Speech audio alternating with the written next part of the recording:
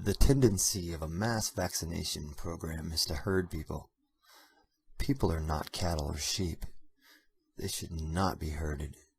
A mass vaccination program carries a built-in temptation to oversimplify the problem, to exaggerate the benefits, to minimize or completely ignore the hazards, to discourage or silence scholarly, thoughtful, and cautious opposition, to create an urgency where none exists, to whip up an enthusiasm among citizens that carry it with the seeds of impatience, if not intolerance, to extend the concept of the police power of the state and quarantine far beyond its proper limitation, to assume simplicity where there is actually great complexity, to continue to support a vaccine long after it has been discredited, to ridicule honest and informed consent.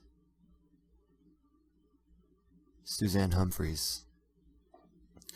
There's plenty of confusion on the topic of vaccine and vaccination, especially amongst brainwashed doctors who trust their medical schools.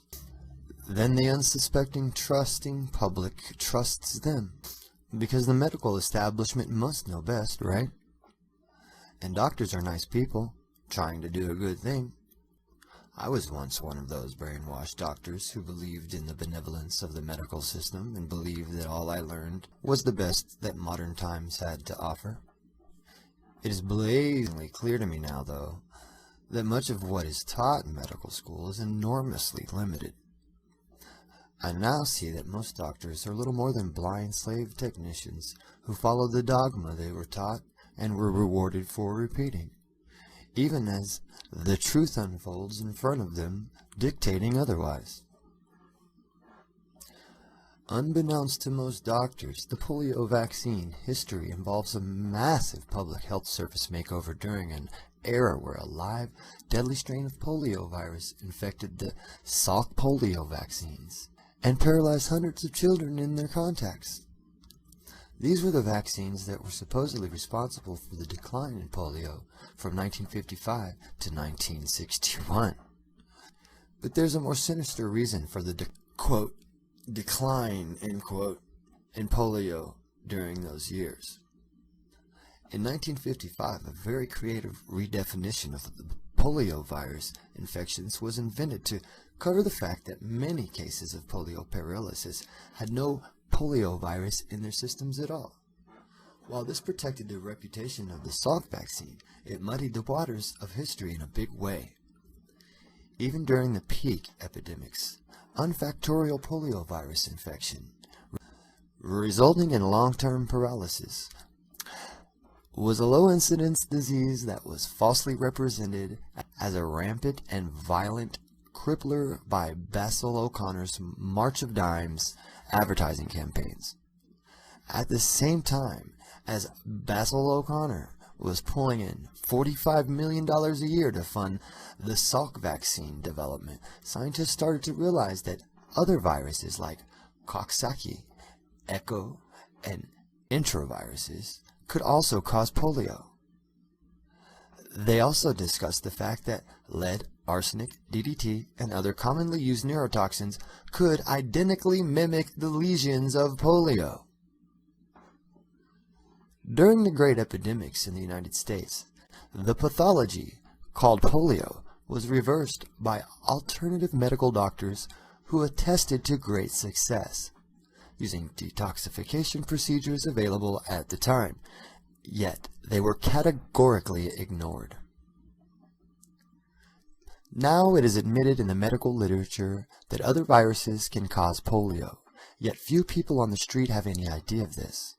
Prior to 1954, the following undoubtedly hid behind the name poliomyelitis, transverse myelitis, viral or aseptic meningitis, Guillain-Barré syndrome, GBS, what Franklin Delano Roosevelt had, Chinese paralytic syndrome, chronic fatigue syndrome, epidemic cholera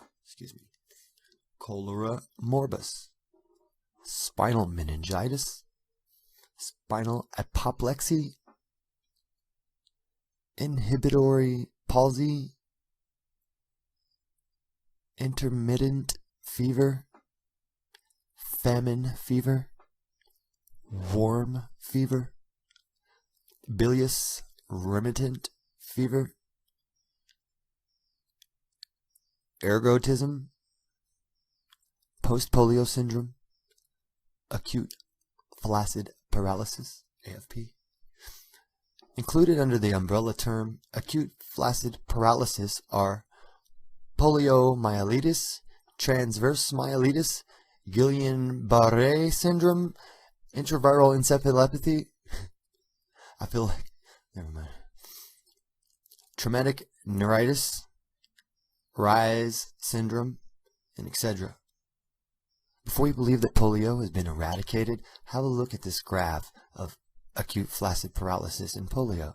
If you're wondering why there is no data prior to 1996, go to the WHO website for acute flaccid paralysis and you'll see that there is no data prior to 1996, and note that the acute flaccid paralysis continues to rise in 2011.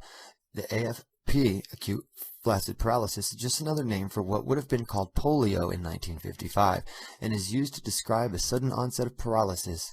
It is the most common sign of acute polio and used for surveillance during polio outbreaks. AFP is also associated with a number of other pathogenic agents, including enteroviruses, echoviruses, and adenoviruses, among others. But in 1955, there was no attempt to detect anything other than polio in the case of AFP. Once the vaccine was mass marketed, the game changed. And here's your chart.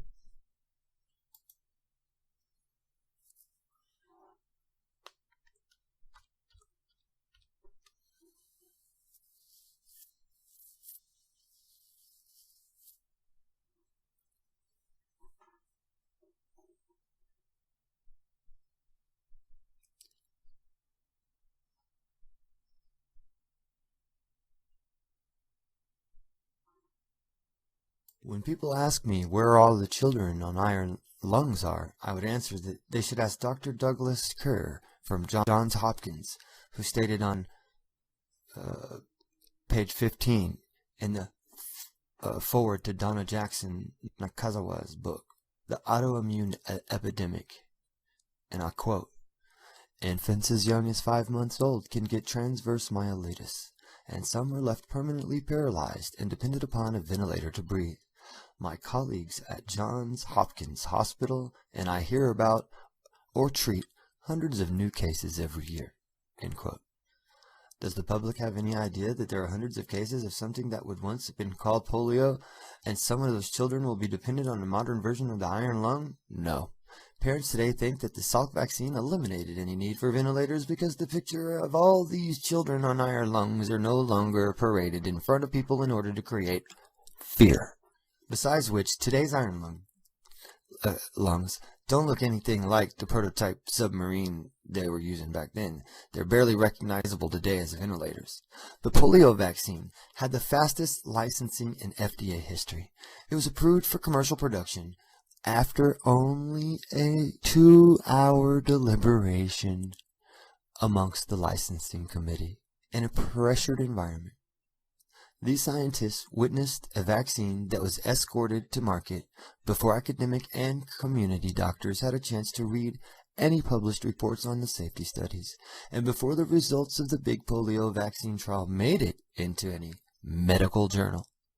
If these scientists had had more to say, it is likely that the Cutter disaster and the Wyeth problem, both events that led to crippling or death of vaccine recipients just weeks following the hurried vaccine licensing, could have been averted.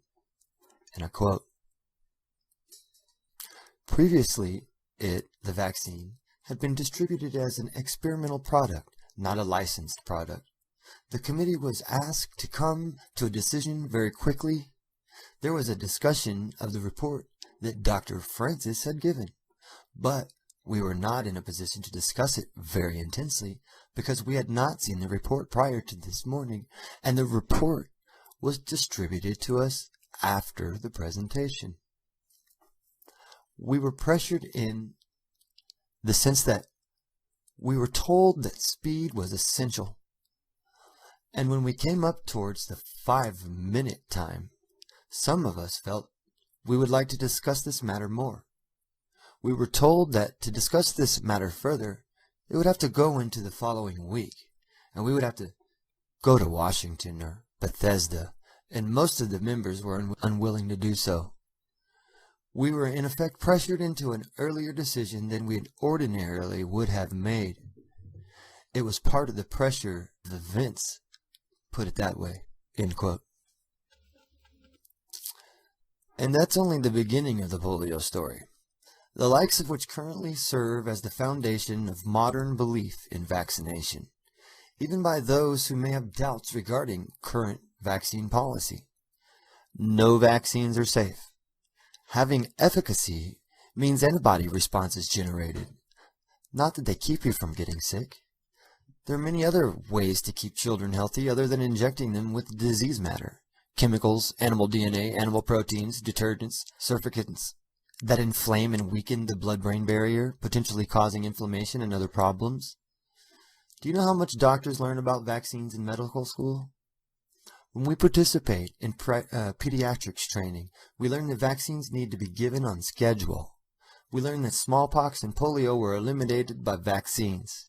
We learn that there's no need to know how to treat diphtheria because we won't see it again anyway. We are indoctrinated with the mantra that vaccines are safe and effective, neither of which is true.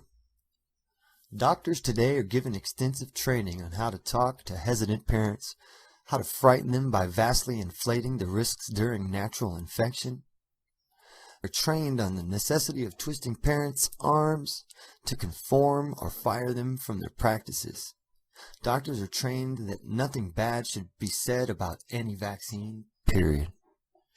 Historically, it has been commonplace since the times of the deadly smallpox vaccine to discourage or silence scholarly, thoughtful, and cautious opposition to mass vaccine policies. This is politics, plain and simple, in the environment of cronyism and corporatism that has invaded the supposed healthcare industry. The opinions of learned anti-vaccinationists doctors are not permitted on CNN, Fox News, or in mainstream literature. Probably because if they were broadcast on such media outlets, the unsuspecting public would do an about-face. Instead, publicity that mainstream media concedes often involves a parent who is opposed to vaccination after a child becomes vaccine injured, matched up with a celebrity talking head doctor. Dr. Stork had an all-out tantrum after J.B. Handley got some sense interjected from the audience during Jenny McCarthy's invite video.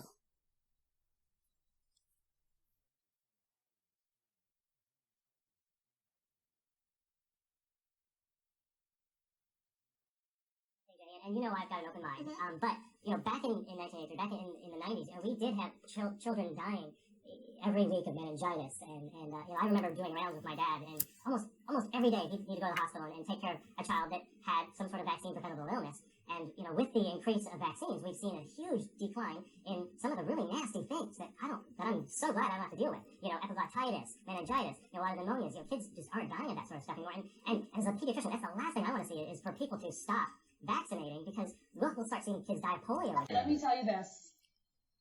We do not need that many vaccines that we need. The chickenpox, I think, can be a parent's choice. The rotavirus, the flu shot that still contains mercury. JB, hepatitis B, go ahead. Wait. The devil is always in the details. And one of the problems with vaccines is they've been so great that people overly generalize about them as if they're only great. We looked at other first world countries. We're 34th in under 5 mortality behind such luminaries as Cuba and Slovenia. However, we have 36 vaccines. The top 5, which include countries like Finland, Norway, Iceland, average 11 and 13 vaccines. From 1994, we added 8 vaccines to our schedule. There are vaccines like flu, rotavirus, varicella that have only been picked up by 2 or 3 of the other 30 countries. So what do they know that we don't? Why are they picking up vaccines that have been around for 15 years? And why are their autism rates 1 in 1,000, 1 in 1,500, 1 in 2,000? It doesn't take a brain surgeon or an ER doctor to figure out there might be a correlation. We don't want to be too narrow-minded and say it's only the vaccines and ignore other potential problems. In my opinion, and this is just me wanting to have an open debate about this, vaccines are really the one thing we have looked at as causing autism. That is completely bogus. That is such a bogus statement. How many vaccines have they looked at in these studies? How many? What's the answer? It's 2. How many ingredients did they study of 35? What's the answer? It's 1. You're going to stand on the stage and say that vaccines and autism are unrelated? It is the most bogus tobacco science. It's a smokescreen. Anybody who takes the time to read it would agree. I'm so sick of doctors who don't read the studies, who don't know the details, sitting here telling parents and reassuring them that vaccines don't cause autism. It is irresponsible. And this is the biggest...